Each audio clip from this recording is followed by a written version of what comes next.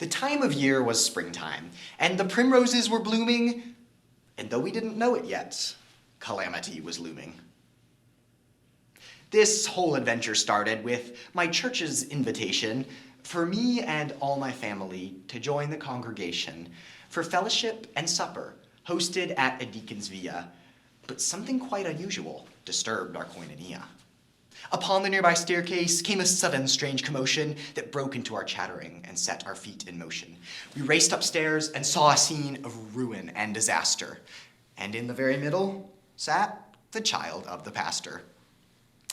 The toddler clutched a scarlet bottle of nail polish. Hark, it was drizzled generously on the lovely ivory carpet. Abruptly, I was seized by unexpected inspiration and wrote a poem to describe the humorous occasion. The poem was a great success. Perhaps to this I owe it that ever since that incident, I've always been a poet. Today, I hope to share my love and deep appreciation for poetry, the topic that I chose for my oration. Let's take a look together at a poem's basic features, and secondly, investigate the things the art can teach us. With creativity in rhyme and marching beat in meter, and wondrous worlds of imagery that captivate the reader, great poems echo in the minds of those who love and know them. This is my speech on poetry that's written as a poem. Unless I mention otherwise, the facts I will be citing are taken from the educator Dana Cawood's writing. To start our journey, let's obtain a basic comprehension of features that a poem has. The first I'd like to mention is fairly obvious. It's rhyme. But what's the definition of this important quality? It is the repetition of groups of syllables that have the same pronunciation, with sounds that differ at the start, the only aberration. True rhymes are words like bold and cold. Except for their first letter, their sounds are much the same.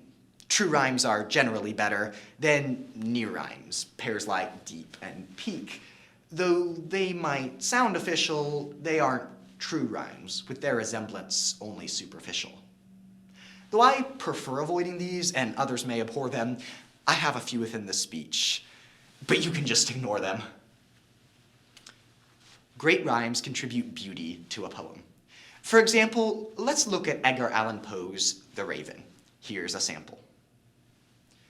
Ah, distinctly I remember, it was in the bleak December, and each separate dying ember wrought its ghost upon the floor.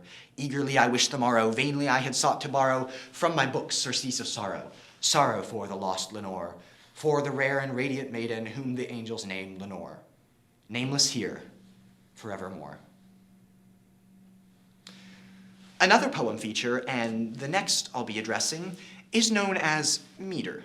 Meter is a poem's way of stressing some syllables and leaving others not accentuated.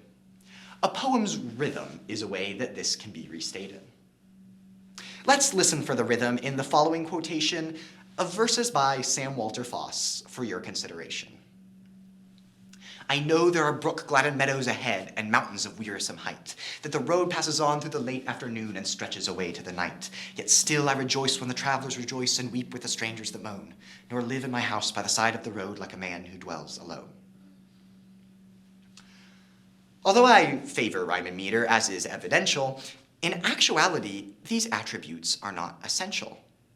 The property we'll look at next in our examination is imagery, which Cawood claims is poetry's foundation. Poetic imagery provides a visualization within the minds of readers by creating a relation between two different things compared creatively together. As in Emily Dickinson's Hope is the Thing with Feathers.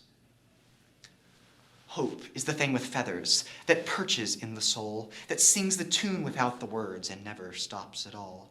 And sweetest in the gale is heard, and sore must be the storm that could abash that little bird that kept so many warm.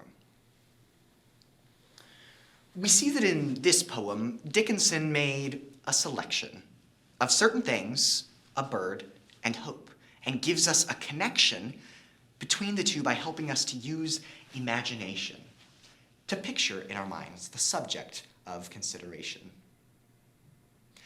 A poem that has meter, rhyme, and imagery uniting is one of the most beautiful and pleasing forms of writing.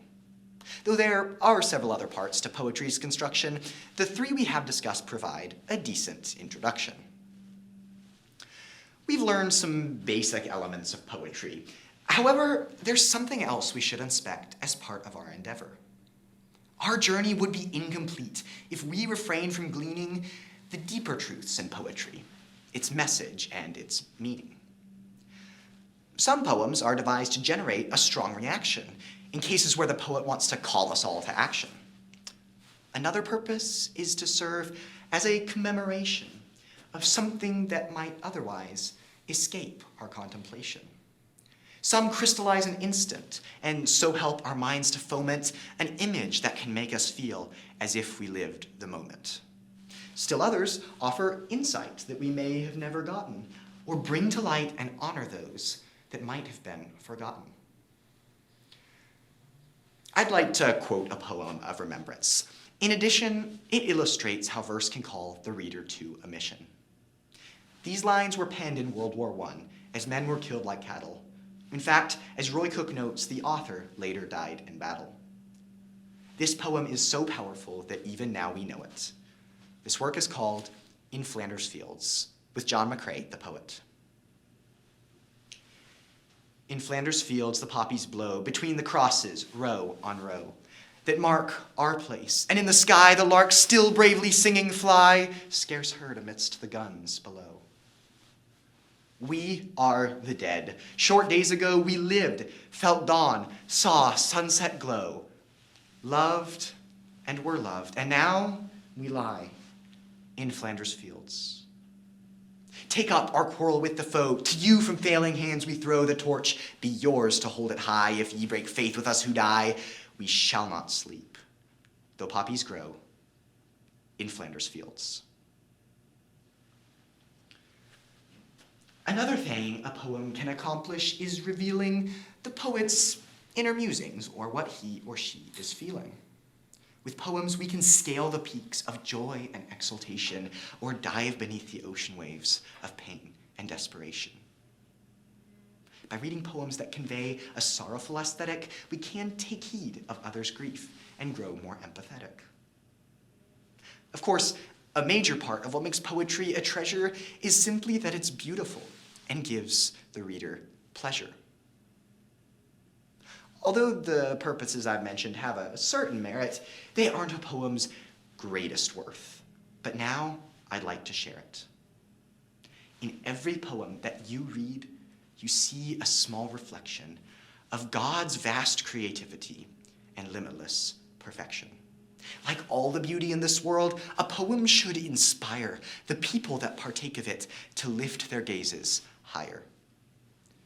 The deepest goal of poetry, like that of all creation, is praising God who made the earth and offers us salvation. In poems, we should give our praises and our adoration to God, the greatest author and the King of exaltation. Today we looked at poems, and I hope that you discovered some things you didn't know before. Let's survey what we've covered. We briefly contemplated 3 of poetry's dimensions with meter, rhyme, and imagery, all earning brief attention. The messages in poetry were next in our endeavor, of which the greatest is to praise the King who reigns forever. Perhaps you're thinking to yourself, all right, that's nice, but Owen, what is the reason I should care at all about a poem? At times, our lives seem nothing more than drudgery and duty, but poetry can help us fill our minds and hearts with beauty. The splendor found in poetry can keep us from forgetting the greater splendor that is yet to come. So, it is fitting that we should end with poetry acclaiming glories brighter. There is no name so sweet on earth, penned by an unknown writer, reminds us that while poems should inspire, move, and please us, that there's no word, ear ever heard, so dear, so sweet as Jesus.